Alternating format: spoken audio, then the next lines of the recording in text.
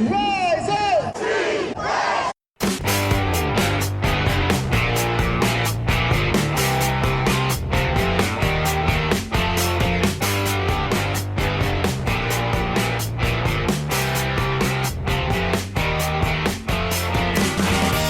This is the Rise Up See Red podcast, all about the Arizona Cardinals and the NFL, featuring insider and outsider perspectives. Enjoy the best hour of Cardinals talk on the web.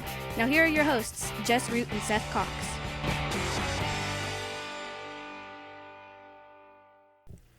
Hello, Arizona Cardinals fans, and welcome to the latest edition of the Rise Up See Red podcast. I'm your host, Jess Root from CardsWire.com, the NFL wire site from the USA Today family of sites. My co-host, as always, is Seth Cox from RevengeOfTheBirds.com, and also the host of the rebooted Original Draft Breakdown podcast, and we're on episode 303. This is the first of our draft preview series as we're going to go. We've got 3 weeks till the draft. This week, we are going to be talking offensive prospects, plus a little bit of news with the Cardinals. Next week, we will be on talking defensive prospects, and then the week of the draft, we will be doing our yearly mock draft, where we try to pick out the picks for not only the Cardinals, but for the entire first round of the draft, which is going to be interesting to see after the first two picks, maybe the first three picks. But Seth, it is officially draft season. If you want to give a plug for your show, obviously you told me that it was a good one you guys just recorded on Monday night. I've caught the last couple of episodes as well. Mel Kiper's mock draft with Tutu Atwell in the second round made me shake my head a little bit after listening to what you and Justin had to say. But tell us what's on your show from this week that you guys recorded. Yeah, this week it was all about offensive line, and we had a special guest, Sully Chiefs from Twitter. Sully is a former collegiate player, does a lot of stuff with offensive line. He's big into the offensive line Twitter group with like Duke Manyweather and Jeff Schwartz, Owen Reese, Brandon Thorne, those guys. So he's a great resource to have. And we talked with Sully about the offensive line class. And you know, everybody kind of knows the names of the top 5 or 6 guys. So Sully went in depth on 5 guys to know past round 1 and really round 2 and 3 even. His claim to fame is he's found guys like Quentin Spain, who's been in the league for I think 6 seasons now, been a starter for a lot of them, as an undrafted or real late round guy like 7th round, and then Wyatt Teller, who's a starter and Pro Bowl level player out of Cleveland now. So he's really good at identifying these kind of day 3 guys that have a chance to play and stick. And he gave us some great names that we'll even mention tonight on the show to discuss, you know, potential fits for the Arizona Cardinals on day 3 with those wonderful 7th round picks that they have. Absolutely. So you can catch the Original Draft Breakdown podcast pretty much anywhere you can get podcasts, but not only will you get you got one free show a week that they've been doing, but if you want to be one of their patrons on Patreon, you can also get a bonus episode for $2 a month. You can get unlock their bonus episode, and for another $2 a month at $4, their generational patron, you will not only get that, but you'll get access to their draft written content that both Seth and Justin have, which is a fantastic deal. In addition to reading all the other stuff that we have at CardsWire and Revenge of the Birds, it's fantastic stuff. So, Seth, in this edition of the show, listeners, what we've got, we're going to talk about the offensive prospects. We do have a little bit of Cardinals news to break down, as the Cardinals made an official the signing of former Pittsburgh Steelers running back James Conner. We're going to talk about Conner a little bit and go into the running back class. We're going to kind of ignore quarterback. We're not going to completely do it. We're going to push it to the back. So we'll talk about James Conner and the running backs. We'll be talking about kind of with each position group. We'll talk about the guys to know in the first round if they're a possibility for the Cardinals. Then kind of go day 2 and day 3 players to know.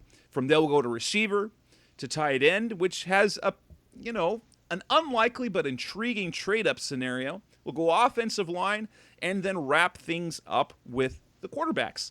So let's start with the running backs, in particular James Conner. He visited the Cardinals on Monday, took a physical, which almost always means there's an imminent deal coming. It was reported Tuesday morning that he had agreed to the deal. The Cardinals announced it, a 1-year contract. The numbers came out for the deal later in the afternoon. It's a very reasonable deal. A guy who's been a Pro Bowler and been a starting running back. They get him for $1.75 million total, fully guaranteed. So it's just a little bit more than the league minimum at $1.25 million in guaranteed salary, and he gets $500,000 up front. And that does a couple of things. One, they lock down. They grab a veteran running back, which I was convinced they were always going to do, to join with Chase Edmonds. You give a nice 1-2 punch in terms of Connor and Chase Edmonds, two contrasting and complementary different body styles.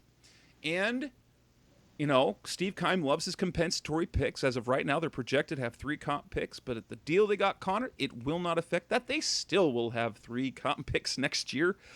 They get a big body, and it doesn't, for me, change anything about what could happen in the draft. Yeah, I think that's the biggest thing. It's kind of what we talked about all offseason, is that all their moves have been to improve, but none of them have prohibited them from drafting a player. I mean, we talked about it off the air before the show. There's literally one position they will not draft in the first round, and that's quarterback. I mean, that's literally it. Obviously, not going to draft a kicker or punter, but just from the snapper, of course. Yeah, but from the realistic starting positions on the team, their quarterbacks they can literally go in any direction, and it would make sense because they've built a team that can compete in 2021. They've also allowed themselves the freedom to make moves and changes to the roster in 2022 and beyond. And so a guy, even signing a James Conner doesn't mean that you can't go after a Najee Harris or in round 1 or a Javonte Williams in round 2. Because while they may not see a ton of carries this year, they're going to be on the roster next year, and guess who's not? James Conner or Chase Edmonds, for that matter. Very possibly. Both have one. Well, Conner signed for 1 year. Edmonds is down to his last year of his contract. And so I think it's been a smart, intelligent way of building a team.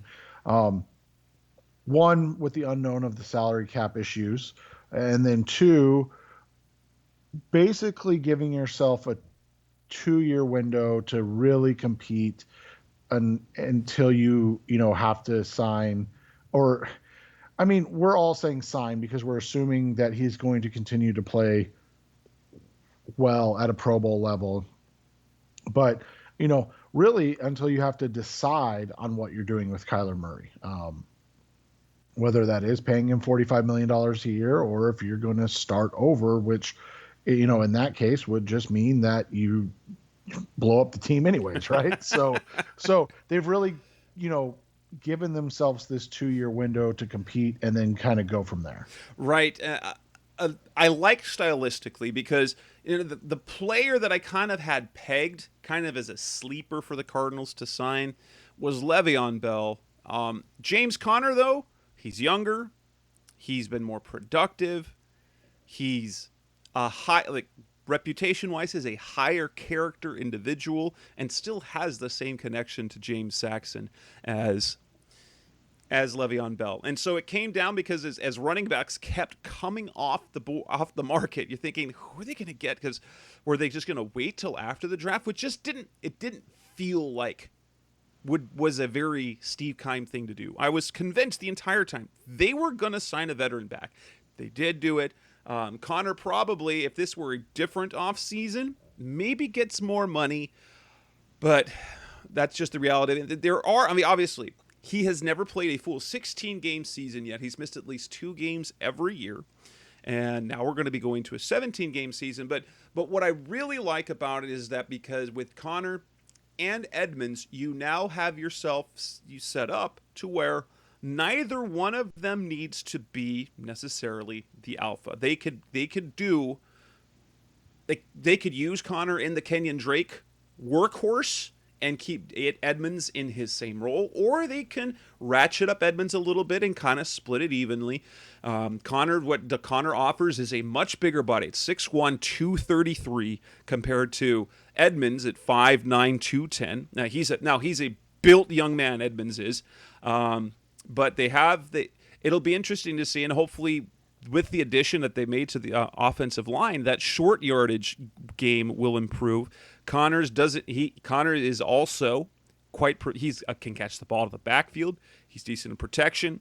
So you really get a nice all-around player who hasn't had a breakout year yet, and so he didn't cost too much. And then I like the move a lot. I think it's a perfect fit. I just never thought that Connor would be around based on what I expected when free agency started. Yeah, and that's kind of where we go from here, is that we talked about Connor 2 or 3 different times, and as guys like Carlos Hyde and those veteran kind of big backs went off the market, we assumed Connor would follow suit. I mean, we can talk about this now, that we knew about a week and a half ago, we got a tip that this was coming. Yeah. And Jess and I don't break news. We get a lot of information, and we just we prepare ourselves so that when it drops, we're usually the first 2 sites that have it. And this is why James Conner led the article about veteran running back options that were still on the board when I wrote about it, I think on Sunday. When I hear something that could be coming, I don't report it. I say, here's an option that's out there. That actually kind of happened last year with the DeAndre Hopkins trade. And so I wrote a piece of, what if, and that's because I had heard that the trade might be coming. It's nothing actionable I could report, because that's not I'm not Adam Schefter, I'm not Jay Glazer, I'm not even John Gambadoro. So that's But yeah, so we knew this was kind of coming, and we said to ourselves, oh, this makes sense. I mean, when you look at it from that perspective, it just made sense from a fit and style standpoint. While he is a bigger back, he's not necessarily, a hair on fire runner, but he's a patient, physical runner, kind of falls forward for those yards that the Cardinals have lacked in the last couple years, even when Kenyon Drake was running at 100%. So I think if you look at it from that perspective, it always made sense. And then when we got the information, our question was simply, when was it going to happen? Was it going to happen once comp picks were locked in? Because that happens typically right around the week of the draft. Those comp picks for the next year lock. And so we know how much Steve Keim loves comp picks. Those 2 extra 7th rounders he's going to have are just going to be game changers, I'm sure. And so when you look at it from that perspective, that was the next question. Okay, when was, and so that was our speculation. I mean, I even put it out on Twitter, like, is the question when it was reported that he was coming in for a visit wasn't whether they were going to sign him or not. We had already kind of gotten that information. The question had become, when are they going to sign him? Like, when do they make it official, and when do they basically give you, give us the information that they're going to sign Connor? Will it be after those, or will it be for a really cheap salary like he ended up signing for? Yeah. Now let's transition from that to what that means for the running back class in the draft this year, because the Cardinals picking at number 16. I will admit, if you talk to most people, and especially Cardinals fans, the idea of drafting a running back at 16th at number 16 overall really kind of makes them feel a little uncomfortable. That said, whether they draft him at number 16 or if they could somehow trade back 4 or 5 spots, it'll make it feel better maybe. They have options both in the first round, in the second round, and then there's guys that you could look at later in the draft on day 3. Now, granted, the Cardinals, they don't have a pick in the 3rd and the 4th round, so there's going to be a drastic, unless they make a move, there's going to be a big chunk of talent that they're not going to have access to. But let's talk at the guys at the top of the draft. There are more or less 2 consensus top first-round backs that you could really consider right now, and that would be Alabama's Najee Harris and Clemson's Travis Etienne. Etienne is on the record as saying a dream scenario would be to have the Cardinals to draft at number 16 overall. He makes a nice fit. He's kind of, to me, isn't he kind of a shinier version of Chase Edmonds, who was productive at a much bigger program and was healthier? Right? Isn't that kind of what he was? Yeah, and so it's one of those things. He's a hard comparison to fit when you look at pro style or pro day comparisons, and all of those things. What I've come to kind of view him as, and I just changed phones, so I don't have all of my notes on these guys. But what I view him as a high end is a Chris Johnson, a CJ2K, without that 4.24 speed. I mean, he's fast. Travis He's Etienne fast. is a 4.3. Yeah, he's a high 4.3 guy. So I mean, let's not pick too many nits here. But he's he's still, but that's how he plays. He's very linear. But he knows how to get small and get through holes. And then when he hits the open field, it just seems like nobody touches him. Correct. And he does it both in the run and the pass game. He's a very confident runner. And I think that's one of the things when you watch him more than anything, you see a guy that's confident in his running style and believes in himself. And so Etienne would be a dream fit, maybe not. I mean, I think he's one of the better all-around fits for what the Cardinals want to do stylistically. And we've seen how much they lean on the running back. And let's be honest, they've never really looked to do it by committee. They've always looked to do it as one guy getting 80 to 85% of the touches, and then that other guy getting those other 15 to 20% of the touches. It's not a 60-40 share. It's more like an 80-20 share. And that's, I think, the one question on Etienne. He beefed up to 210.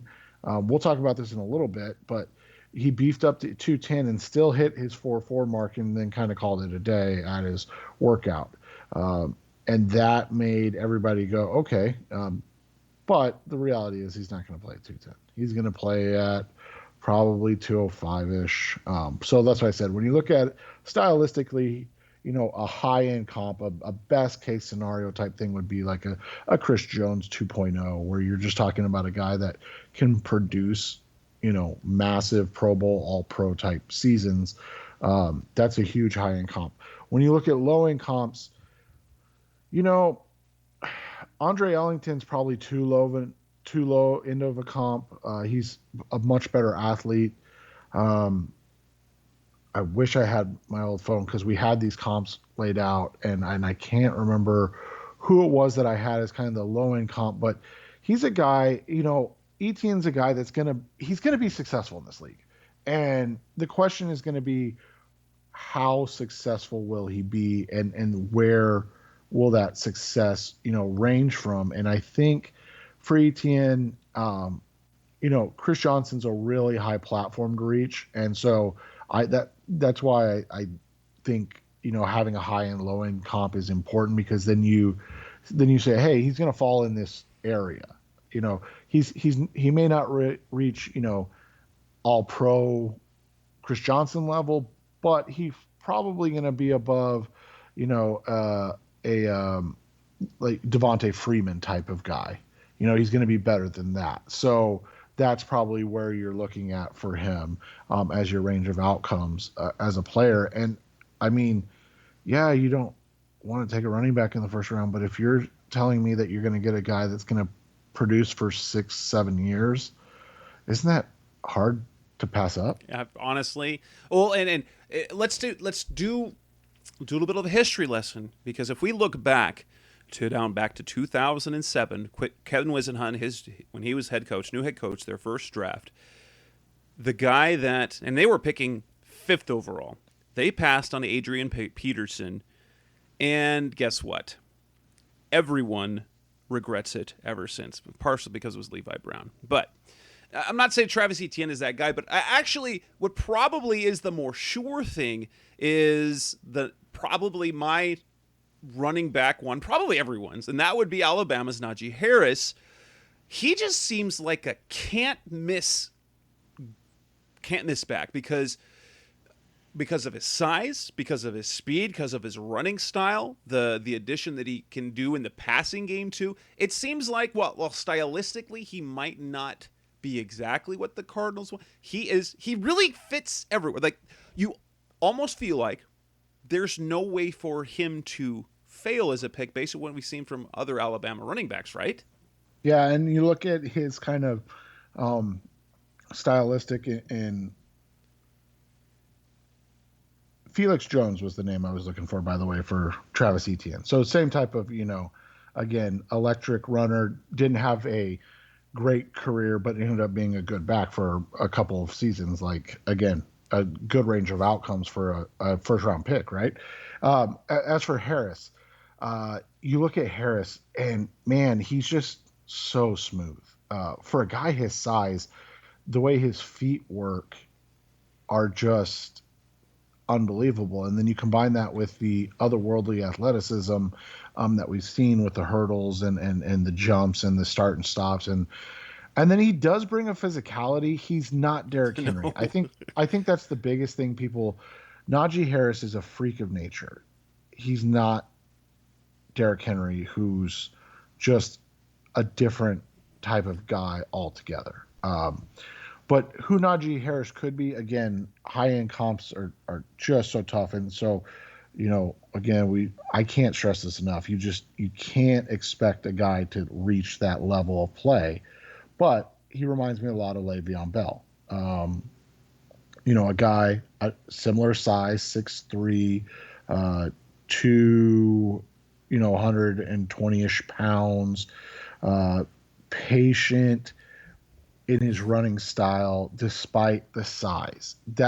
I think that's the thing that you watch Najee and you are almost blown away by. His patience to set things up and then the ability to go quickly as they open up. And that's something that is just so hard to find in any back, let alone backs of that size. I think you kind of hit it on the head. He's basically can't miss. As hard as I will say, Cardinals history with running backs early in the draft is bad. Like, you got one good year out of Beanie Wells. You go back, Garrison Hurst, he was a great player who wasn't great for the Cardinals. Anthony Thompson was awful for the Cardinals. You go back, his first, second round running backs with Cardinals are historically bad. They are much better at picking up late round guys who have the same 1 year production and then get expectations and then fail later. It's just how it goes. But if the way I feel about the number 16 pick, if he's kind of in I've got a group of players that I would prefer to have. I have no problem with Najee Harris. I'm not as gung-ho about Travis Etienne. If they go back a few spots, I'm okay with. But even then, if you think if we're going to lean into this offense, which they have kind of done this offseason, why not make this offense not just good, but crazy good? Yeah, and I think that's the question, and I'm, you know, I think you're going to get even more resistance now because of the James Conner signing, but we have to look at the James Conner signing for what it truly is. It's a veteran presence backup signing. That's all it is.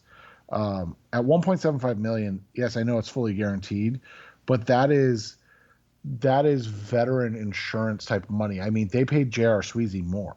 Like, let's understand what we're talking about here. So that's virtually getting a guy for free at this rate. And it's not a guy who you're going to come in and say you're going to take carries over Chase. They are committing to Chase Edmonds as a starter / main contributor. Only they have a guy who could also do the same thing if Chase isn't great or Chase gets hurt and things tonight. And Cliff Kingsbury has been on the record. He would like to have 3 guys he's comfortable with. He didn't end up with 3 guys he was comfortable with a year ago. And we thought maybe that would be Eno Benjamin. That never happened, and I'm not convinced that Eno Benjamin is any part of their plans moving forward, which makes me sad. But that said, those are the 2 guys. Now, there is another player that some will say should be a first-round consideration, and that is Javonte Williams out of North Carolina. Seth has thoughts on him because of his running style, the potential for injury. Now, but he's not a consensus first-round pick. Some people love him. You look on some analytics sites. Doug Farrar for Touchdown Wire believes he should be running back 1, compares him to Nick Chubb. Others have him as a second-round pick. Where does Williams fit on this scale for you on the spectrum? Yeah, Williams is a guy that I like him, and that's, I think that gets missed when you talk about guys in a quote-unquote negative aspect.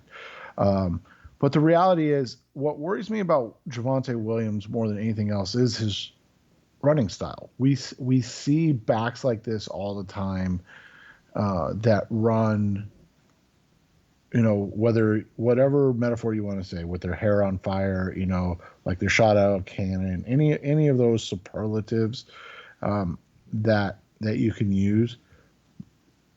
And when I watch Javonte Williams, that's what I see, is a guy that runs angry and runs with a power that not a lot of guys possess. The concern for me is his size. And at 2, I think what he measuring at 210, 211, 212, one of those things, right in that range. Yeah, I think it was 212, which is much less than he played at, right? Well, what he was which listed is at. Listed at, yeah. So you got a guy that, measured in similar to a guy like, a little heavier than a guy like Tevin Coleman, who, you wrote about it. His numbers were strikingly similar to Chase Edmonds. Right. His physical comps are real similar. And so when you look at him stylistically, he runs a lot to me like Chris Carson out of Seattle, which, again, we've talked about Chris Carson on this show. Very good back. This is not a knock on him at all in any way, shape, or form. Testing numbers were actually very similar as well. Carson measured in, I think, at 210 at his pro day, if I remember right. And so when you look at Carson, the one thing that's kind of hurt him in his NFL career is being banged up. And so when you look at Carson, I see a similar type of future. I think he's going to be a good running back. Carson got a good second contract from Seattle, which is, unheard of for running backs nowadays. And he's always played extremely well against the Arizona Cardinals. We know that too. But when I look at the running style and the games missed by Carson for these nagging injuries, I see a similar type of future for Williams. So that's not to say I wouldn't draft him. It's just to say I don't know if at 49 he's the type of runner I want there. Now, he would add a physicality that is absolutely not in the running back room at all. I just don't know if that's, where you want to take him, because remember, Chris Carson was drafted in like the 6th or 7th round. Now, granted, he was not nearly as productive in college as Javonte was, though. Right. And then what I was going to say about ETN, you had mentioned trading back. So basically, I don't know if you ranked yours, but I mean, I've done my running back rankings. And so, my 1 is Najee Harris, my 2 is Travis Etienne, my 3 is Javonte Williams. Harris is the only guy that I like where he's projected at going in that, top 25 range. I like Travis Etienne. I really, really do. I don't think I would pick him in the first round. That's not to say he can't be worthy of a first round pick. I just don't know if I would. And that's kind of how I feel about Javonte Williams. Like, I'm not going to dislike the pick if they take him at 49.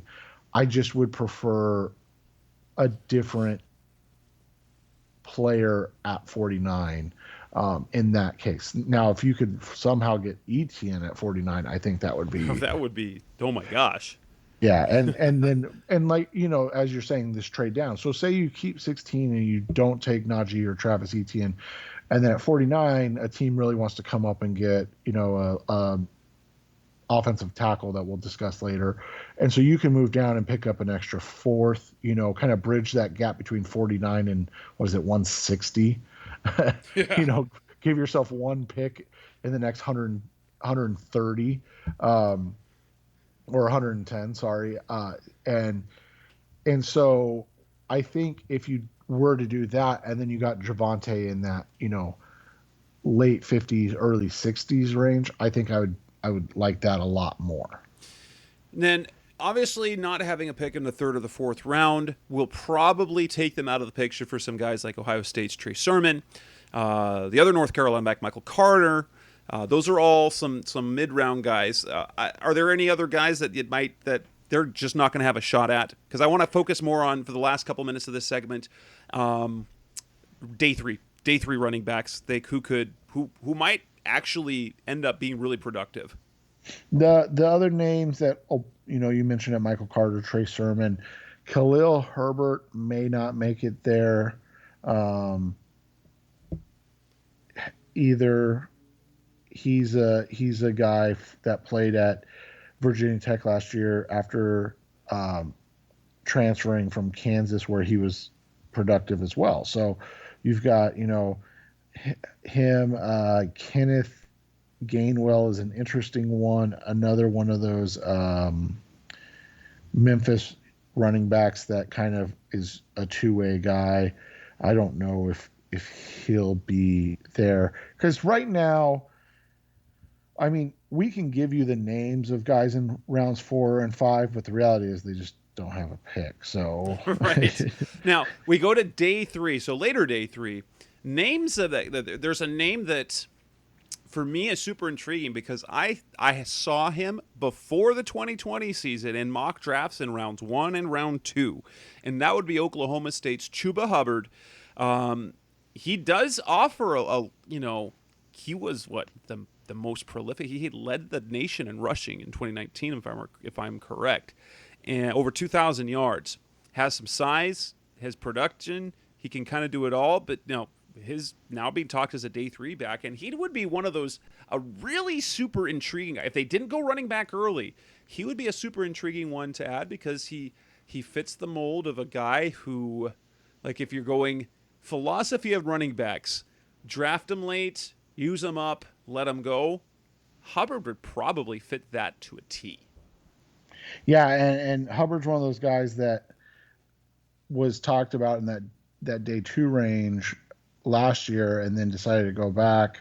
And it probably cost him, similar to some of these other guys that we'll discuss later. And so You look at it, and I think I think Hubbard's a guy. He may end up, because of just his speed, going in round 4. But he's a guy that could be available at that 160th pick. So if you don't make any moves, obviously that's the way we have to kind of go right now. We can mention names, but the reality is, he's a guy. He's one of those guys that could be available uh, at 160. Another guy to kind of just keep in the back of your mind that's interesting is the kid out of UCLA, Felton. Demetric Felton, yes. Yeah, he's another kind of intriguing, I guess would be the way to put it. I like Kylan Hill out of Mississippi State, another guy that opted out this year. Uh, Another linear guy I think could fit. Um, and then one more guy that I think is going to get drafted higher than people are expecting. And if you do listen to the original draft breakdown podcast and the extras that we do, Justin talked about this guy Elijah Mitchell out of Louisiana Lafayette.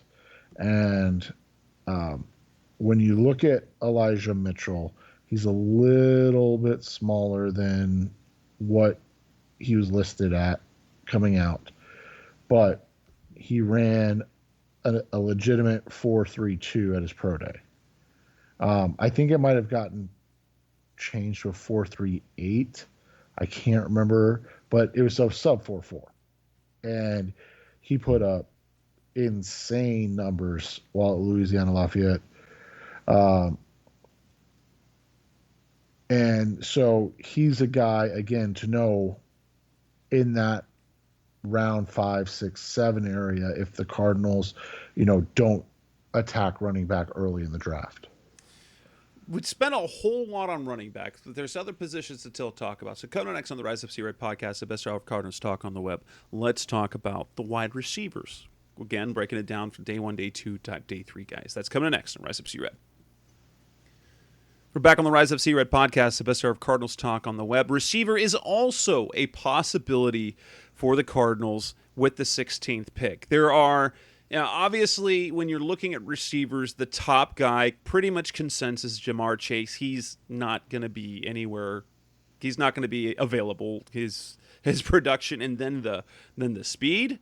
Oh, my goodness, he blew everyone away at that pro day. Now, you've got the other top guys are the Alabama guys. You got Jalen Waddle, you got Devontae Smith, and then other guys that are getting first-round talk. You've got Rashad Bateman out of Minnesota, Kadarius Toney out of Florida. There's kind of those are, if you go around the everyone's talking about the draft, those are kind of the 5 guys that you hear getting most of the first-round talk. As we can expect, Chase probably not going to be on the board. Waddle and Smith, maybe one of them will be on the board. And if they're not, then you go Bateman and Toney. What's kind of the difference between Smith and Waddle in terms of, because it feels like it's just your preferred taste. basically what your preference as a receiver, because there's really not a big difference in terms of ceiling, right, and production. Both should be great.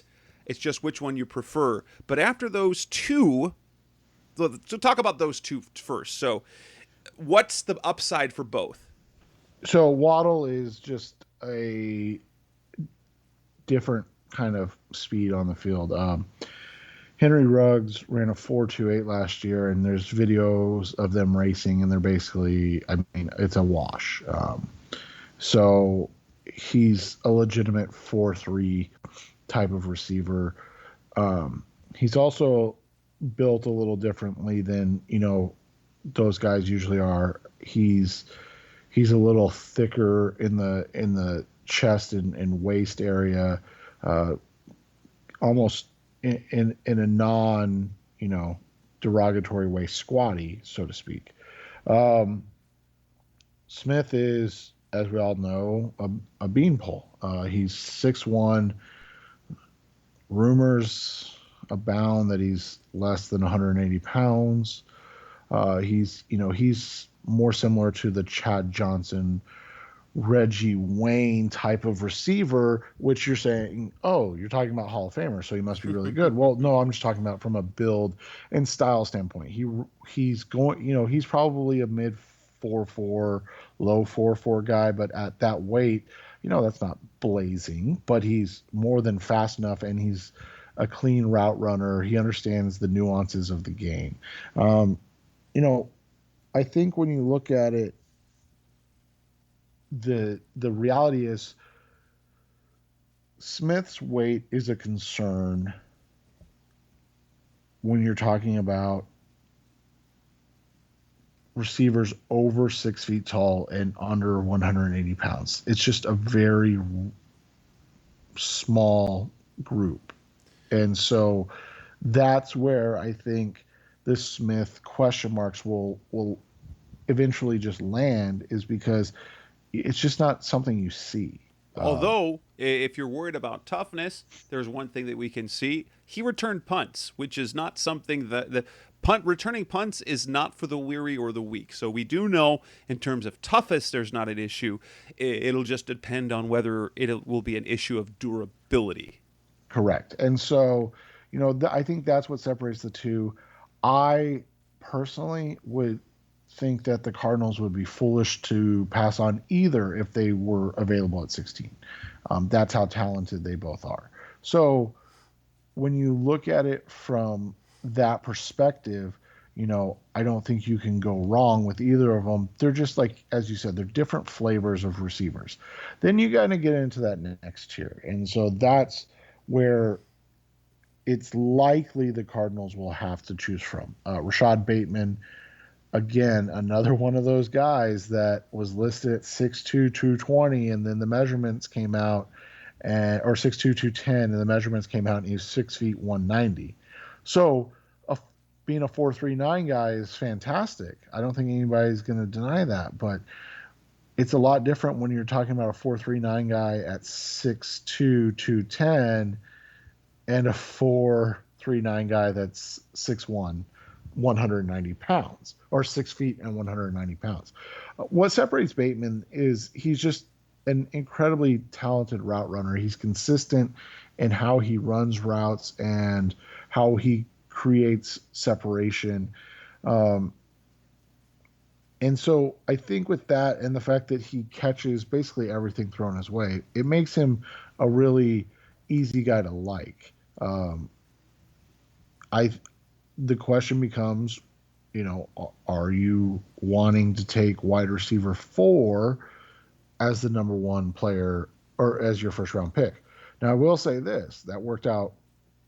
I think he was wide receiver 3, or no, he was wide receiver 4, Justin Jefferson last year, and that worked out extremely well for Minnesota. They have no complaints. So it doesn't mean that he can't be great. It's just, he's clearly a step below those other 3. From there, it's just a big mishmash of guys that all have question marks. Probably the next best guy is Terrace Marshall Jr.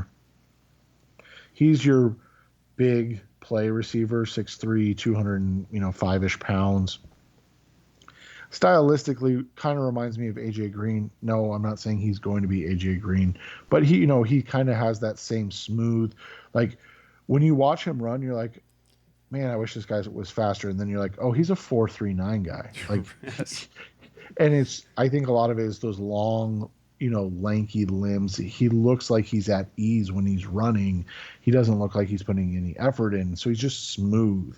And he's a victim of circumstance. I mean, you're talking about Jamar Chase and Justin Jefferson. Everybody kind of forgot about Terrace Marshall, and all he did was catch, touchdowns, 23 touchdowns in his career in basically 2.5 seasons. 22% of his catches were touchdowns. That's absurd for a third wide receiver, but that's just kind of who he is. Then you've got a slot guy like Elijah Moore. I think Elijah Moore's an excellent player. The question I have is, are you now saying, no, we're not going to give Christian Kirk or Andy Isabella the year in the slot to figure it out. I'm not saying it's right or wrong either way, but I think he's a guy that would be a nice fit if he were to fall to 49. Then you've got another guy that was shockingly small, and that was Rondale Moore. And Rondale Moore came in at 5'7". Ooh, So fast, super fast, but sub 4'3" guy. Um, a different type of player altogether. Obviously, this is not a comparison, but he plays like Anquan Bolden did, in the sense of, you're like, oh, this dude's not a wide receiver. This dude is a football player. Like he's not ducking out of bounds. He's not trying to avoid contact. He is looking to run through people. He's looking to create contact and create collisions. I don't know if that's the best thing to do, though, at 5'7" in the NFL. I mean, Steve Smith, he was a special breed. Right. And that's, I mean, honestly, that's kind of what your hope is that he becomes, is a Steve Smith like player. But Moore's never stayed healthy at Purdue other than one season. So, same type of question. Kadarius Toney's an interesting one. He's actually been mocked to the Cardinals recently. Yeah, Pro Football Focus. A couple of times, and he's again he's a different type of player. We were all a little surprised he hit a sub 4.4. Now, I know we've talked about this a little bit. These numbers this year are kind of ridiculous. Everyone's running 4.4s and 4.3s. Yeah, and so that's fastest the question. Draft class ever. That's the question with Toney, because he played more quick than fast, which isn't a bad thing at all. I mean, he's a make you miss guy. The biggest question is he going to be a guy that can catch the ball consistently enough? Now, a guy that was actually showed up on Mel Kiper's 2-round mock draft on Tuesday is another little guy, and that is Louisville's Tutu Atwell. I listened to Seth and Justin on the podcast last week. An interesting case is with that is the fact that he's 155 pounds. And while he's fast, he didn't put like record fast on there. 155 pounds in the second round. That's a super reg. Anyway, the Cardinals have done it before. They did in the 5th round with J.J. Nelson, and from a small school in UAB, there was also the other factor that he was an elite returner, and probably when he was drafted, no one thought he was going to be much of a receiver. He was only going to be a returner. So Tutu Atwell in the second round is a kind of a crazy notion, but people love speed, and it's hard to get away from that. Yeah, and it'll be interesting to see where he goes. I think he's a dynamic player. I don't think you can draft a guy that's a sub 160 player in the first 3 rounds. Like, I just, maybe with a comp pick in the 3rd round, but I just don't see the way you can justify.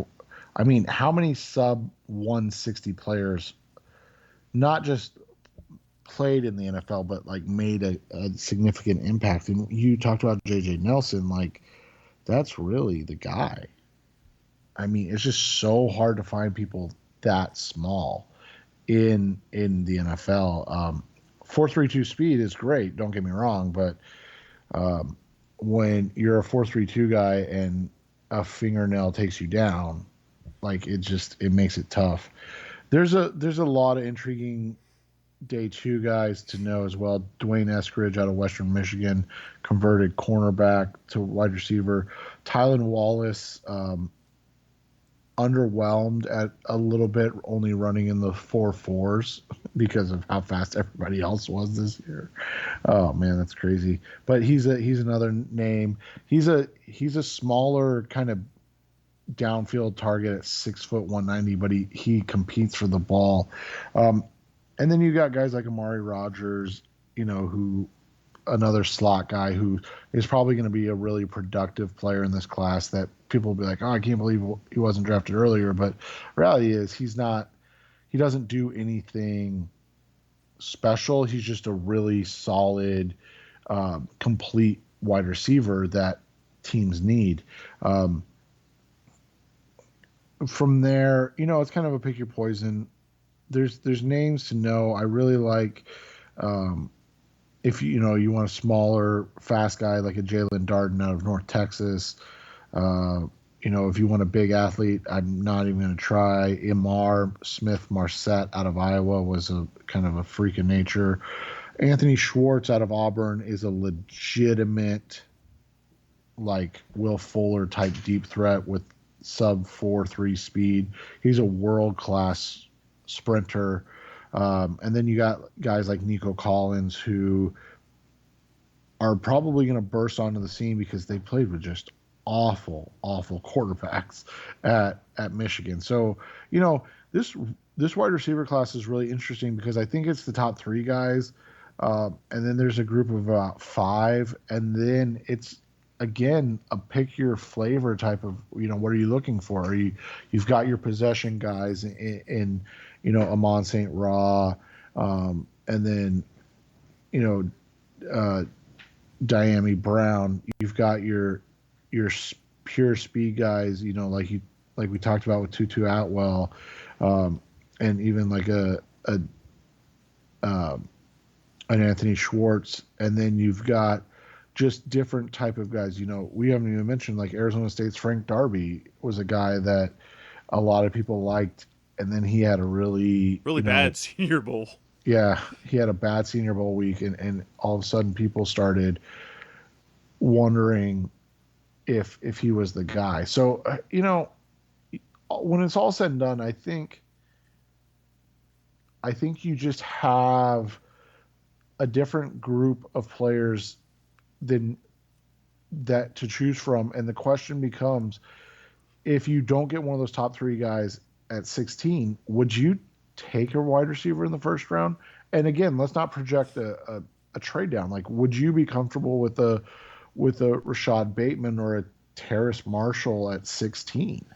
I'm really iffy on that because now, granted, we're talking, this is nearly 20 years ago, but we go back to the Bryant Johnson. He was one of the guys when the Cardinals traded back from where they could have drafted Darrell Suggs, and instead they drafted Calvin Pace and Bryant Johnson. Bryant Johnson, super speedy, and he just, all he had was an okay career. He played for a long time, but didn't really do much. You don't want the Cardinals to get in the middle of the first round, a receiver you want that guy to be borderline Pro Bowl to Pro, like sometimes making the Pro Bowl, but not necessarily every year. That's kind of what you want to see in a first round guy, a guy who can make the Pro Bowl but doesn't always do it. And how many of those guys are there in this draft? Is even Rashad Bateman that guy? You might talk me into Bateman, but probably none of the other receivers beyond the top three I would feel comfortable picking at 16. That's just me. And I feel similar in that way. I won't hate Bateman or Marshall because I think they can play, but there are guys that I feel more comfortable with at 49, for instance. And then you look at 49, if let's say the top three guys and then Tony, Bateman, Marshall, and the Moores are gone, like I'm just out at wide receiver. Like, even if it's not until round 5, maybe you steal an Anthony Schwartz that late in the draft, right? Maybe he falls to 160. I don't know if it happens, but maybe it does. I think there's a bunch of guys that look good, that fit from that 50 to 100 range, and the Cardinals just don't have any picks in it. And so that makes it tough because I just don't know if I want, like I said, like that next group, the Moores, Bateman, Tony, and Marshall, those are all guys I think they fit anywhere in the draft between 25 and 50, and then the rest of them, you know, then you start going 50 to 75, then you go 75 to 100. Like that's how those kind of things go, and that, as you mentioned off the air, you don't want to turn it into a Brandon Williams situation where you take him simply because you needed a wide receiver and there was a run, and so you're like, oh, at 49, I'll take a. I'm just gonna throw a name out there, a Diami Brown, and you're like, oh, well, that's now he's the 10th wide receiver taken. And he just ended up not being very good. Coming on next on the Rise Up C Red podcast, the best hour of Cardinals talk on the web. We're actually going to talk a little bit about tight ends. Believe it or not, Cardinals could use a tight end. What could they do at that position? That's coming on next on Rise Up C Red. Back on the Rise Up C Red podcast, the best hour of Cardinals talk on the web. When it comes to the tight end class, there is one, and then there's the other guys. Now, let's play this scenario. We know, everyone knows, Kyle Pitts is the cream of the crop. He is arguably, might be the most, what is it, except for maybe, what's his name from the 49ers years ago? Vernon Davis. Yeah. There might not be a more athletic or more physically gifted tight end that has ever come out. And we're talking about a tight end. It's very possibly could be top 5, almost certainly will be a top 10 pick. And that is something special. The question is, and from what we've heard from a few sources around, is that the Cardinals are really enamored with Pitts. Might consider him probably their number one player in the draft. NFL.com's NFL Network's General Jeremiah says you can make the argument Kyle Pitts is the number one prospect in this draft. Now, top 10 pick, Cardinals have never, since Jackie Smith, and Cardinals fans who most Cardinals fans don't know who that is, Hall of Fame tight end who played in St. Louis, the Cardinals have had no really decent or even okay tight ends since then. And yeah, I think Pitts is the type of player who would be a game changer for this offense because he gives you the best of both worlds. He is a great receiving threat. And if you look at the difference makers that we see around the league, Robert Gronkowski has been one, Travis Kelce has been one, George Kittle has been one. And just look at the dynamic nature that they add to the offense. Travis Kelce makes that Kansas City offense something different. I think, now, if there is a player to go and trade up for, that would be Kyle Pitts. The problem is the price. Now, I've written about it. There's just using some simulators. If they want to get him at number 4, it's going to cost as much as the cost of the 49ers could go from number 12 to number 3 to get a quarterback. We're talking a trade, like a first round, this year's first, and then 2 more firsts. And if you can get him down to number 8 or number 9, which I don't think he'll get to, then it's more palatable, like this year's first and next year's second. Is there a scenario in which, and do you think the Cardinals are prepared? Because Seth knows this. Back in 2017, there was supposedly a deal. Well, no, we're not going to do that. That's different. So even back before then, so Blake Bortles draft, that had he fallen far enough, the Cardinals were going to go up to get him. I think they had the 20th pick that year. They were willing to move up to the 8th pick to get him. It didn't happen because he didn't fall that far. But do you think that there's a number for Kyle Pitts where they will say that's worth it? Yeah, I would think 7. 7 or 8, I think, would be the number. And so we were discussing this on the podcast actually the other day, is, can you afford, if you're the Cincinnati Bengals, to pass on a offensive tackle? And so when you look at it from that perspective and you say, okay, let's say 4 quarterbacks go the first 4 picks. Insane, but hey, things happen. So let's just say 4 quarterbacks go. And then you get to number 5. If the Bengals take the top offensive tackle, whoever that is, at 5, that gives you the Miami Dolphins at 6.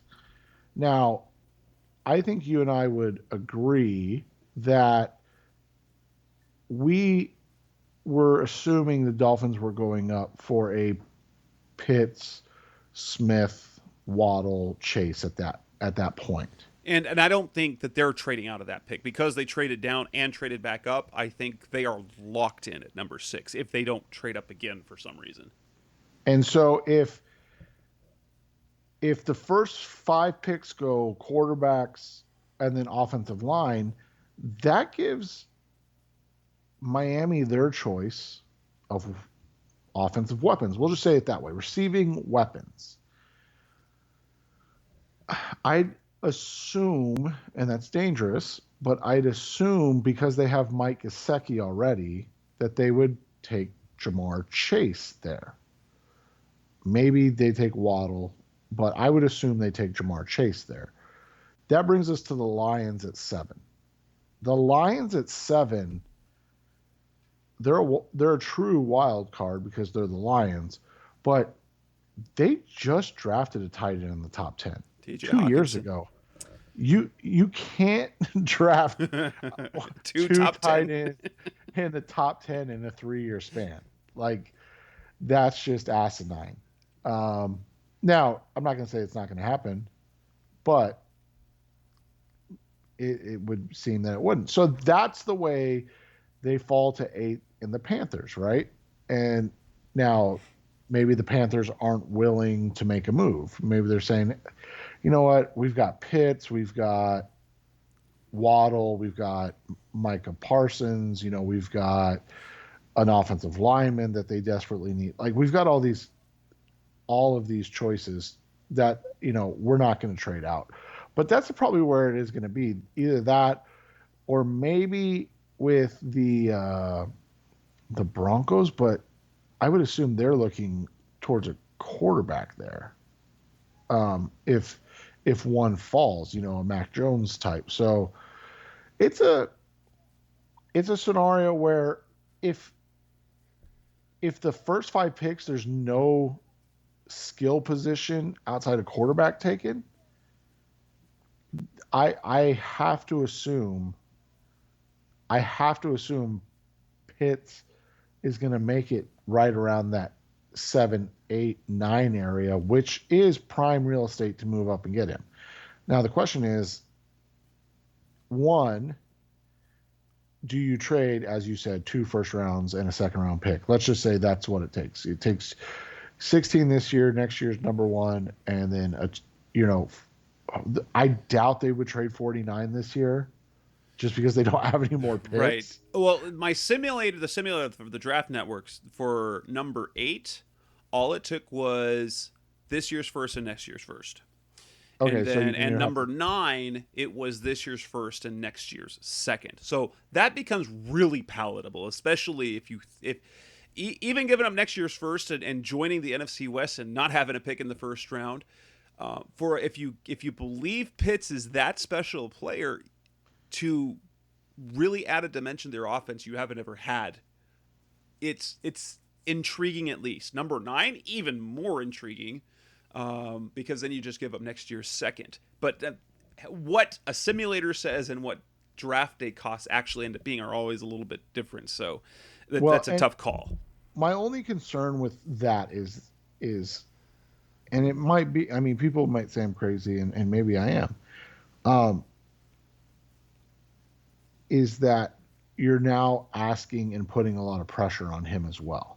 Obviously, there's loads of pressure on all first round picks, but I feel like you're asking for trouble if you basically are saying, hey, you're our guy, especially if you do give up more than 2 first.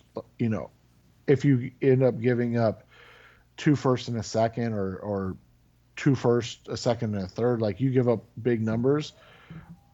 That's a lot of pressure on a young guy. And Pitts is young, but he's legitimately a freak of nature too. Now, after Pitts, you go on to potentially round 2. I know that Pat Fryermuth is a guy that you like. You believe is probably a really good fit for the Cardinals at 49. The question is if he's going to be there. Other than Fryermuth, is there any other tight end worth 49? Another couple of names that are out there: Brevin Jordan, you got Brevin Jordan out of Miami. Tommy Tremble, I don't. He's not really a second rounder, but he's probably going to fall in that 3-4 perhaps. But who are the other tight ends like for day 2 who could be in that range for the Cardinals? I think that's it. Fryermuth is really it at 49. Even Brevin Jordan would be kind of a reach. I personally would take Tommy Tremble over Brevin Jordan. I think he's clearly a better blocker, and he's just as good of an athlete while having the upside of not being utilized a ton as a tight end. While he was at Notre Dame, he was used more as an H-back, fullback type, so they didn't have to throw him the ball. And I don't know how many of you guys pay attention to Notre Dame football, but Seth's family does, though. my wife's family does, and I also pay attention to the fact that they literally have a tight end drafted every single year. And the only one that doesn't work out is the one the Cardinals took in Troy Nicholas. Just by the way. Right, exactly. So when you look at it from that perspective, I think you have to enjoy the fact that this is a good tight end class, but again, it's probably in that 70 to 100 range. You mentioned Brevin Jordan, you mentioned Tommy Tremble. You've got a Hunter Long out of Boston College, who's more of a Max Williams type of player. You're going to hear that kind of be the comparison for these guys. Pat Fryermuth reminds me of Kyle Rudolph, actually, kind of a bigger physical guy. Then from there, you've got just intriguing kind of different fits. Luke Farrell out of Ohio State is a big physical guy that you can get on day 3. You look at Matt Bushman out of BYU coming off I believe it was a knee injury, but he's a guy that I really, really like. Like, he's my sleeper pick.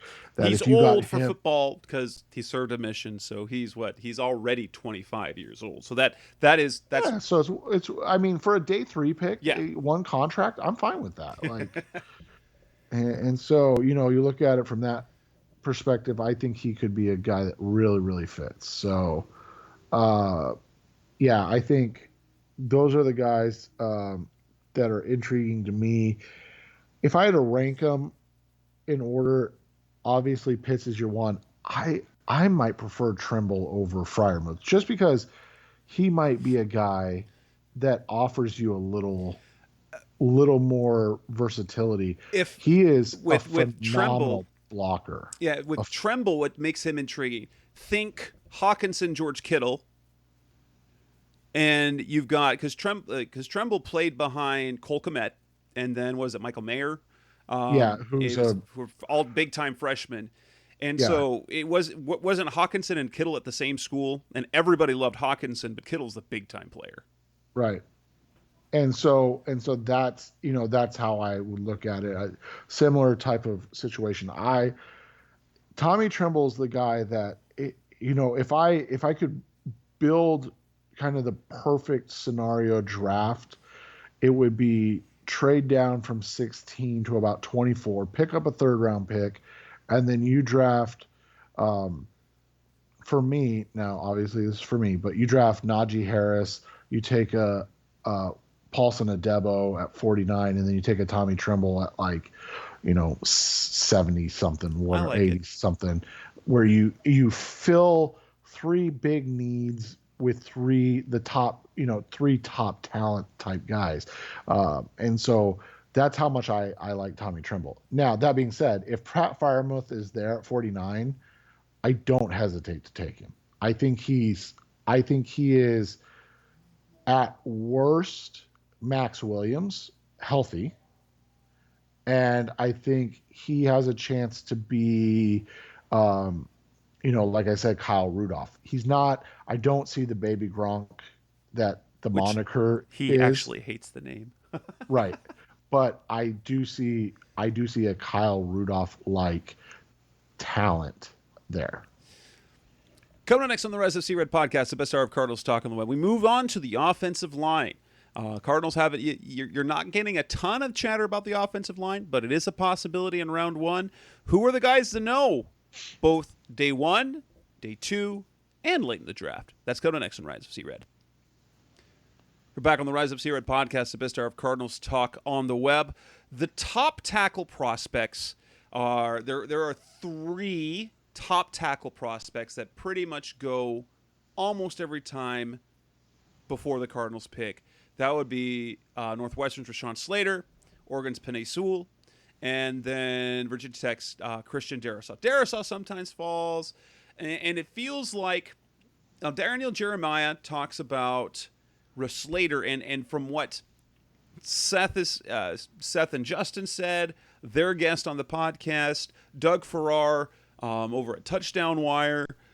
While Penei Sewell is kind of the guy that you entered this year is kind of the generational type left tackle prospect, it might actually be Slater. But Slater and Sewell are probably your 1A, 1B, which one you might like a little bit more. Darrisaw dropping a little bit. Do you think any of those three have a chance, like more than anything? Darrisaw, would he be a guy that would be worth considering with the 16th pick? No, and we talked about this, and so I highly recommend. So we're going to do a run through this offensive line, but I highly recommend, if you're interested in any of the offensive linemen, that you check out the original Draft Breakdown podcast that we did, episode 106 or 107, I believe. It's Souling the offensive line. That's what the title of it is. So when you listen to Sully break it down, we talked about Christian Darrisaw, and I actually left Darrisaw out of my top 5. And again, I talk to these guys behind the scenes. Jess and I talk behind the scenes all the time. And so I talked to Sully about Darrisaw. Sully is a Virginia guy, so he's watched Christian Darrisaw play for a long time. At Virginia Tech, obviously. And when he told me he worried about Darrisaw, I immediately was like, okay, if your concern is his desire, that to me is a huge red flag, because one of the things that we've talked about a little bit is that they probably won't see any of these guys play this year. Even if it was a Rashawn Slater, who we think is the best offensive lineman in the draft, you probably won't see him in the lineup. Maybe he gets that right guard position, but for the most part, it seems like they're set. So I would not take Darrisaw, because if your concern is his being into it and all of that, I just don't see how you can justify bringing him in to a situation where it's just so unlikely he's going to play. In the next kind of tier, well, guys that kind of are around where the Cardinals pick, we've seen USC's Elijah Vera Tucker projected more as a guard. Many think he'll be a great guard, and he probably could hold up a tackle. Tevin Jenkins out of Oklahoma State is a guy that Seth really likes. Are those kind of the two guys you would peg there into that 16 that the Cardinals could look at and would be worth taking a look at? Yeah, and Jenkins is a guy that we discussed at length on the podcast last night. We also did discuss Elijah Vera Tucker. So it couldn't be more contrasting in styles. Elijah Vera Tucker is a finesse offensive lineman, and that typically gets a bad rap, right? Like, oh, that means he's not good, but he's just not a nasty physical guy. His play is really clean, though. Right, he's smooth. He's light on his feet. He does a lot of things well. Tevin Jenkins is an ass kicker. Like, he is a he is a down home country boy, gonna get in your face and fight with you for 4 quarters type of player. And I mean, we've talked about that a little bit with the Cardinals in general. I think that's what's missing from their offensive line. I think that they miss. That was what J.R. Sweezy brought in 2019 that he lacked in 2020 because of the health issues and performance issues. They need somebody with kind of a mean, nasty streak. Didn't they add that though in Rodney Hudson and Brian Winters? Whether Winters enters starting, but Right. that's kind of what they added there. Yeah, and Jenkins is a guy. I mean, again, he's not going to play. He's a guy I want on the team. Like at the end of the day, that's what you know. A lot of times when you just look at it, he's a guy you just want on this roster because that's how talented he can be. Um, I I think Sully talked about it quite a bit. I know he's a right tackle at Oklahoma State, and he did a great job there. Sully thinks he can play left tackle too because he's that good. So that makes a huge deal. But Jenkins is a guy, and Sully really did say this best. He's a guy, he's the most advanced run blocker in this class already, and he's a very good pass protector as well. So when you look at what the Cardinals are doing, and you kind of mentioned it, leaning into that offense, isn't that what they need? They need a guy that does both at a high level. And when Jenkins is already like far and away the best offensive or run blocking offensive lineman, isn't that kind of what you're looking for? And so that would be those guys. Then you go into the kind of next group. You've got the Jalen Mayfields out of Michigan, Alex Leatherwood, excuse me, easy enough to say, from Bama. You've got the Dylan Reduns, who I've never watched play, I'm not going to lie, outside of the Senior Bowl. Samuel Cosme, who I actually like quite a bit, coming out of Texas. And then you've got a couple interesting names. A couple names that at 49, you wrote about it, I think could fit. Liam Eichenberg out of Notre Dame. We talked about Eichenberg last night too, when we talked about these two players. So we talked about Eichenberg, and then we discussed the kid out of BYU, Brady Christensen, who's like flying up draft boards at this point. Eichenberg, and Sully really breaks this down, so I don't want to do it a disservice. So I just go listen to it. But Eichenberg's a guy that Sully thinks is going to have to move into guard because of the way he plays. And so I'll let Sully kind of break that down if you want to get into the podcast. He talks about his style with his upper body and his hands quite a bit. So it's really intriguing. Whereas Christensen is a guy that Sully thinks can stay at left tackle. Both of them are guys that measured in big, 6'6", what was Eichenberg, 305, and then Christensen 6'6", 303-ish. But both of them are, Eichenberg's the guy that they talked about moving inside. So if he's at 49 and you don't know for sure who's playing right guard yet, doesn't that make sense? Or, you want to have a guy ready to go for once, if in case Kelvin Beachum, at his age kind of falls off, if Justin Pugh can't stay healthy. Like, again, drafting offensive linemen is never a bad investment, ever. There's an interior guy, a guy that maybe is less of an importance now. That would be Oklahoma's Creed Humphrey, with the addition of Rodney Hudson and extension, so he's now under contract for 3 years with the Cardinals. Maybe the center's not necessarily a focus, but Humphrey could also give you some depth there at guard. As you kind of look forward, kind of that guard position, they're kind of in flux because they don't really have anything set at either position beyond this year. Creed Humphrey is a guy that many people like. Other than that, is there anyone else worth mentioning there at 49 before we start going, day 3 late guys?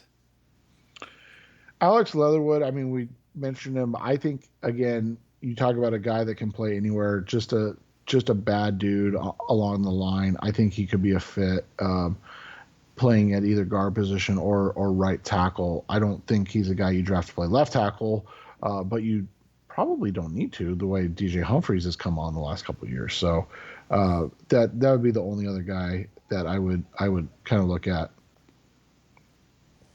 So then moving on to your day 3 guys, these are the names that Sully in particular gave you guys to look forward late in the draft. Now, I do get the feeling that because if you know something about the Cardinals, so 4 out of the last 5 years, the Cardinals have drafted an offensive lineman on day 3. That's 4 out of the last 5 years. They do a lot. They it was Josh Miles 2 years ago. It was Corey Christensen the year before that. They've in the years past, Cole Toner, Will Holden, Evan Bain.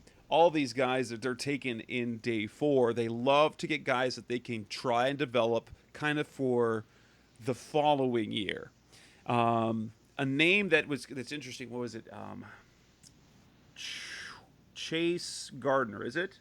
Chase Green, a guy that they, based on what that Kugler had a long meeting with him, is probably a guy that they're going to look at. But who are some other names to know?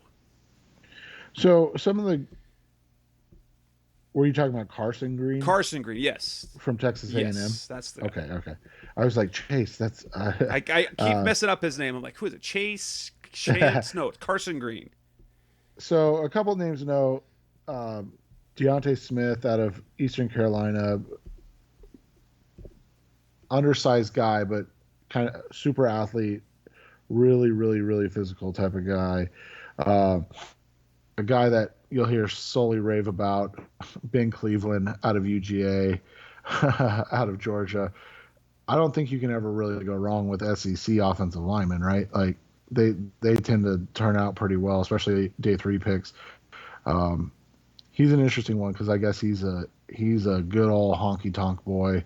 Likes to carry a buck knife to clean his teeth in between like meals and stuff like that. Like again, couldn't you just see him and Rodney Hudson just laughing it up? And like he looks his cut, he looks like, if anybody watched Game of Thrones, he looks like the mountain off of Game of Thrones. Like he's just a big, just massive dude at 6'6", 335. So he's one to know. And then another guy that Sully mentioned was Sardarius Hutcherson out of South Carolina. He really liked Hutcherson. So, I mean, I think when you look at this class, especially the kind of day 3 guys that we just kind of ran through, there's going to be a lot to choose from. And I think there's going to be some choices for the Cardinals. One last guy that Sully kind of raved about was Kendrick Green out of Illinois. He's a guard. He's the guy that went viral on Twitter with his workout. He was doing those like reverse leg curl things where like he would go all the way down and like hold himself off the ground, and he doesn't touch it, and his like abs are crazy at 6'4", 330 pounds.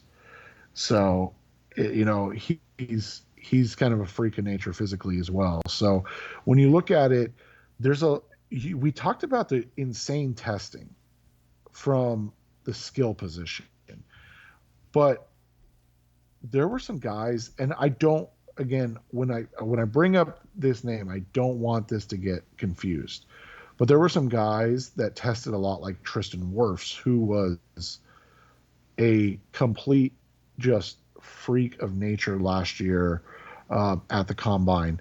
If you remember back last year, Wirfs was my number 4 overall prospect, and he showed why while he was at Tampa Bay as the best rookie offensive lineman for a offensive line class of rookies that was insane. Well, let's wrap up this part. Coming next on the Rise Up Sea Red podcast, the best hour of Cardinals talk on the web. Let's touch on just a little bit as we're going kind of long on this show, but let's talk a little bit about quarterbacks. I don't think the Cardinals will draft one, but it's still worth talking about. So that's coming up next, Rise Up Sea Red. We're back on the Rise of Sea Red podcast, the best hour of Cardinals talk on the web. We're almost certain the Cardinals will not select a quarterback at any point in the draft. They already have 4 quarterbacks on their roster. They've got Kyler Murray. They're not looking early. They signed a veteran backup in Colt McCoy. They still got Chris Streveler, and then they added Cole McDonald. That's a lot of quarterbacks on the roster. Maybe they do an undrafted one to bring in, but it looks like they're kind of already set at the position. That said, quarterback is always intriguing. We pretty much know that the top 2 are Trevor Lawrence and Zach Wilson going to the Jaguars and the Jets. But after that, there's kind of some fun because San Francisco, while it seems like all the big draft guys seem to think that it's going to be Mac Jones, I will say this. I was on a podcast this last week. It wasn't even about the 49ers, but one of my colleagues of the NFL Wire from Niners Wire, Kyle Madsen, talked about the quarterback position, and it's actually of the three top guys left between Justin Fields, Trey Lance, and Mac Jones. Based on what Kyle Shanahan does with his offense, Trey Lance is actually the best fit in terms of his skills on offense because he's played under center. He does a lot of play action. And, being the raw talent that he is, they've got Jimmy Garoppolo. It allows him to sit a year before he has to go in, and he's already got the experience of the offense. So while we're hearing Daniel Jeremiah, it sounds like Mac Jones is kind of the favorite. I'm not willing to say that it's certainly going to be him, and why? I don't know.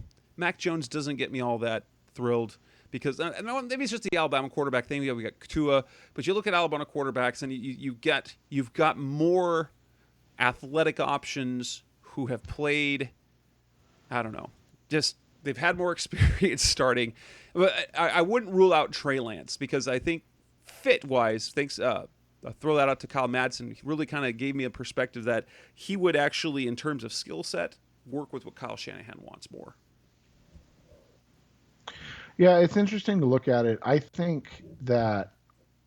still think the pick is going to be Justin Fields, even with all of the smoke and everything. Fields and Shanahan have there's the connection there from the quarterback. What was it called? I can't remember now.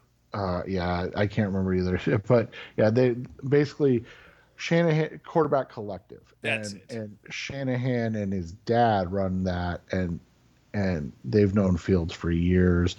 In fact, I just got a text tonight that Shanahan talks to Justin Fields, quarterback coach, almost every day.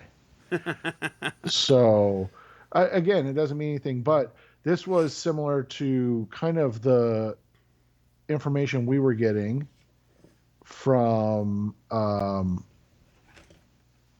Kyler Murray camp back in the day when we were getting this because someone that we knew the guy that was training him.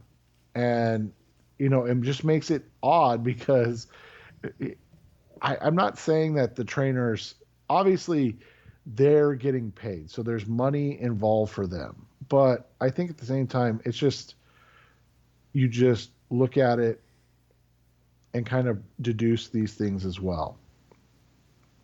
I look at the quarterback class as, you've got obviously Trevor Lawrence, who's been anointed since day one. You're a pseudo BYU fan.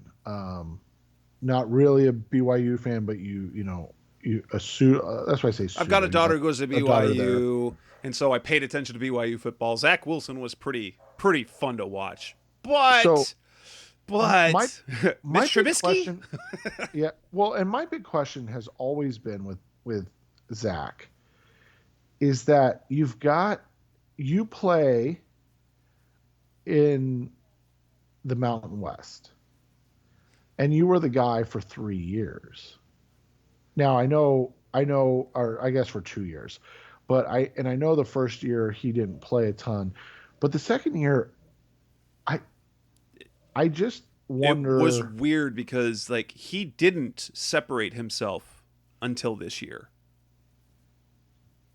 And that's where my question comes in, because it's interesting that a guy can, again, not separate himself or have one big year in a lower level conference, and then all of a sudden become the guy. So it's just interesting because you look at it, his single excellent year, phenomenal year. I don't want to take anything away from what he accomplished this year. Is it even as good as either of Justin Fields' two full seasons?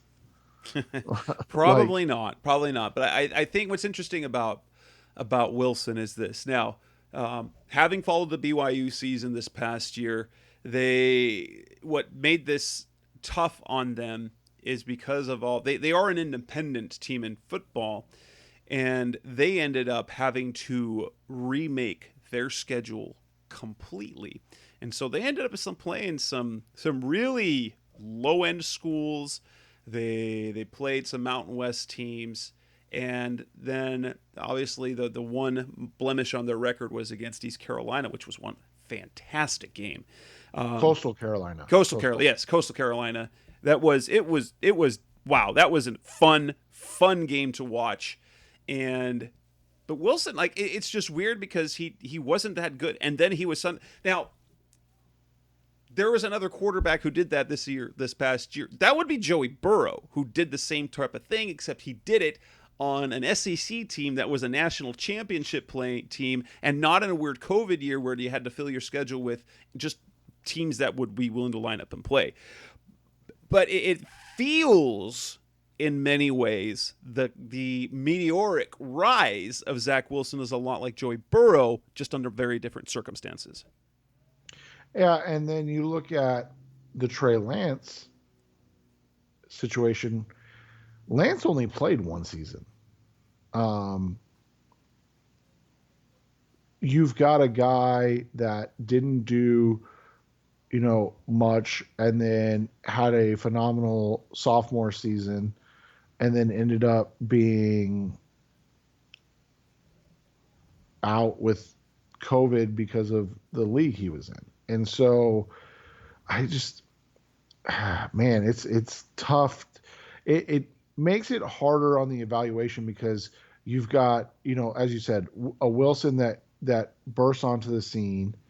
You've got a Trey Lance who only has 1 year of film. I mean, it's not like there's any other option. And then you have Mac Jones, who didn't light the world on fire when he took over for Tua. He did a good enough job, but I mean, is that what you want in a quarterback, like a guy that just did a good enough job? And then you've got the guys in Lawrence and Fields who did it consistently for 3 seasons. Right. And interesting enough, we were talking about the 49ers, who they're looking to upgrade over Jimmy Garoppolo, and yet Mac Jones oddly looks like Jimmy Garoppolo, the way he plays, the way he throws the ball and things. So obviously you know that you can win with them. The 49ers went to the Super Bowl and had a lead in the Super Bowl with Jimmy Garoppolo. But that's exactly what they're looking to try and replace. And so, yeah, I mean, Justin Fields makes sense. I mean, big program. Now, you've still got the stigma about Ohio State quarterbacks, which is, I mean, it's kind of nonsense at this point to still think about that, because there was the same thing about Big 12 quarterbacks, and look what we've gotten. Look what we've gotten the past 3 years. We've got Patrick Mahomes, we've got Baker Mayfield, we've got Kyler Murray. So, right. And so I think at the end of the day, you just look at it and you look at the questions that who would you not want the 49ers to draft? And that's how you kind of look at this class. And I think for me, obviously Trevor Lawrence, but I don't think they're going to have a chance at that, right? I mean, we have to. Come on. Urban Meyer's all but said that he's the guy. And so obviously you don't want them to get Trevor Lawrence. So you go to the next guy and you say, okay, who is it? I think I would rather them take Jones or Lance over Fields, and that's kind of how I've made my decision on how I want this draft to go. Is I would much rather them take Mac Jones than Justin Fields. That's a good way to put it. Now, thinking about all the other quarterbacks, is there a quarterback in this draft worth a pick? The Cardinals only have 6 picks this year. Is there a quarterback worth throwing a 7th round pick on? Kellen Mond, maybe, but I doubt he'll be there. There was one other name that I wanted to mention.